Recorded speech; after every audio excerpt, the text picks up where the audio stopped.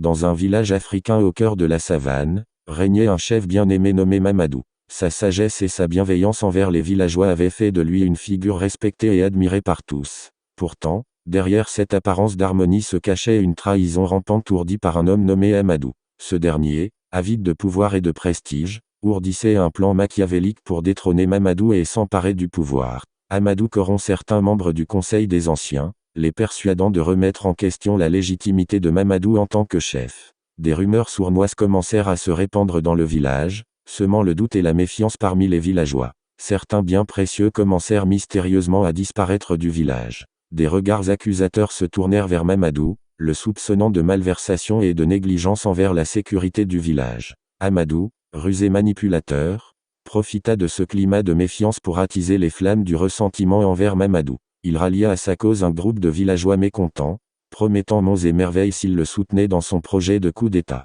Des querelles éclatèrent entre les partisans de Mamadou et ceux d'Amadou, divisant le village en factions rivales. Face à cette tourmente, Mamadou refusa de se laisser abattre. Avec l'aide de quelques fidèles alliés, il entreprit une enquête minutieuse pour découvrir la vérité derrière les machinations d'Amadou. Les indices accumulés révélèrent un complot sophistiqué ourdi par Amadou et ses complices pour discréditer Mamadou et s'emparer du pouvoir. Les preuves irréfutables furent présentées devant l'assemblée du village, révélant la vraie nature perfide d'Amadou. Les villageois, consternés par cette révélation, se retournèrent contre Amadou et ses partisans. Ce dernier, démasqué et déchu de tout soutien, fut banni du village pour ses actes de trahison. La paix et l'unité retrouvées, Mamadou fut réaffirmé dans son rôle de chef, plus fort et plus déterminé que jamais. Les villageois, conscients des dangers de la division et de la manipulation, renforcèrent